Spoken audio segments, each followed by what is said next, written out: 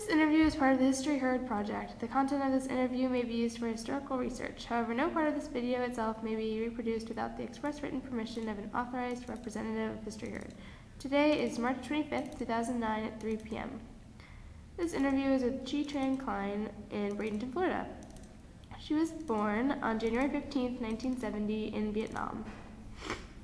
So, you fled Vietnam and as a refugee, and would you like to tell us about that, please? Sure. It was 1975. We lived in Saigon at the time. My father was in the South Vietnamese Army, and my mother had my sister, and she was pregnant at the time, and she was fleeing with my father's family. My grandmother came with us, and so she left behind my grandfather. So it was a really difficult decision for her, but she couldn't imagine living away from her children. Mm-hmm. And so they basically separated. So it was pretty traumatic in that respect.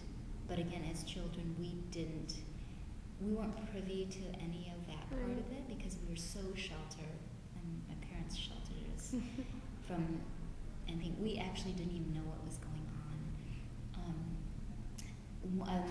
My memories are kind of jostled in terms of time frame. Only as an adult can I place a time frame on it. Mm-hmm. And they say that you remember the most traumatic experiences. You remember the most beautiful experiences, and so I think that that's why I have so many memories of it. My mother and my uncles and aunts took us to the embassy first. I remember the tall grasses.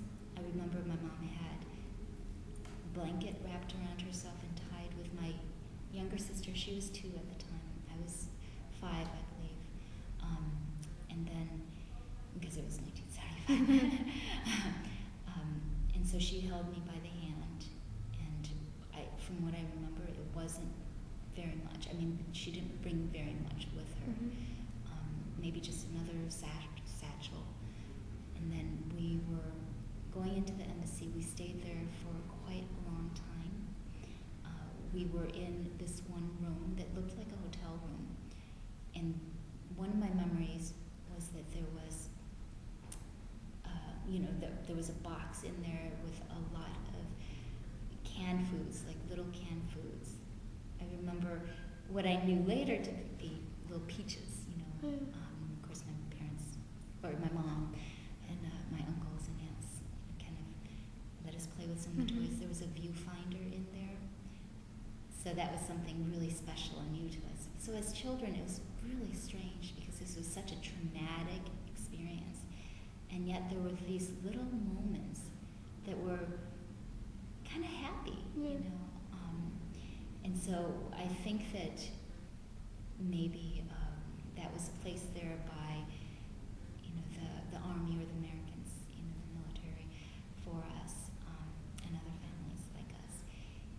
And then there was a moment in which there was a knock on the door, and I'm just doing kind of stream of consciousness memories, so a lot of this will probably be disjointed. But then I just remember seeing a really big man, someone unlike anyone we'd seen before, a Caucasian man, with close cropped hair, and he didn't say anything to us, but he just looked at us, and I remember feeling afraid, or at least just not knowing what was going on. And then he ran over, and on one of the bedsteads, he opened a drawer, and there was a gun in there. And I think as I grew older, just thinking, gosh, that was really strange that we were playing there. Yeah. And there was just a gun within reach, not locked up or anything. So that was one of the memories from that little vignette. And then from there, the next memory that I have is being taken taken downstairs, like going down and down and down these stairs that seemed to be pretty far. I mean, the distance seemed to be pretty far. And then we were all in this long hallway with a bunch of other families, and it was very dimly lit. And I just recall at one point needing to go to the bathroom really, really badly. And, you know, but we were waiting there for so long. And then so my mom said, you just need to go right here, you know. And so that's one of those traumatic memories where, you know, as a child, you felt like you were doing something bad, you know. But we didn't have anywhere else to go, and we were just supposed to be there and quiet for these long periods of time. I have no idea how long we were down there. The next memory that I have is of us going up again and going up these flights of stairs, and then being on top of the roof of a building, which I assume is the U.S. Embassy. But, you know, again, we were so sheltered that they didn't tell us anything. They just said, don't worry about it. And, you know, I mean, sang songs and tried to make us feel comfortable, which I understand now that I'm a mother, of what I would do with my own child.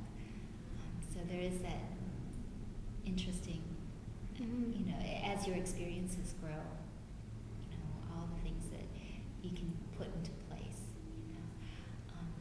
And then we were basically helped up. I was passed along by someone I can't remember. I don't even have a face in terms of my memory, but I just remember very strong arms hoisting me up, you know, to my relatives into a helicopter, one of those that has a hatchback.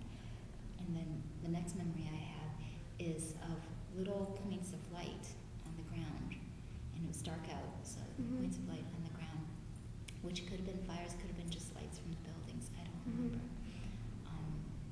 And then from there, and again, you know, I have no idea in terms of time frame. The next memory I have is of going up steps, metal steps that had a lattice, because I remember being afraid of falling in between into the water, and we were actually boarding a ship. And so we were on there, and it almost reminded me of a camp, but on a ship. You know, there were families who had blankets that were secured or tied up, so that it was almost like a tent. And then we were given these little baggies, these little clear baggies, and in them were Band-Aids and other things that we didn't know. And then what we thought was candy, but, you know, of course, when we came over here, it was really cough drops. And then I remember from there on the ship, I remember getting sick. I just remember getting sick. But again, we were very well cared for. I remember getting wet at some point, so I think there was rain involved. And then the next memory I have is from the little camp in Guam that we stayed at. And there were these little cabins, wooden cabins. They were dark in color. I don't remember the exact color. And I remember just being excited because it was a new place to explore. Again, not realizing all the things that were going on. And actually at that point, my mom didn't even know she was pregnant with my youngest sister. And it was when she fainted when we were in line getting food. I don't know if there was a cafeteria or, you know, an area where they were giving out food. But she fainted in line, and apparently the medics, you know, came over and took care of her. And that was the first indication that she was pregnant with my youngest sister.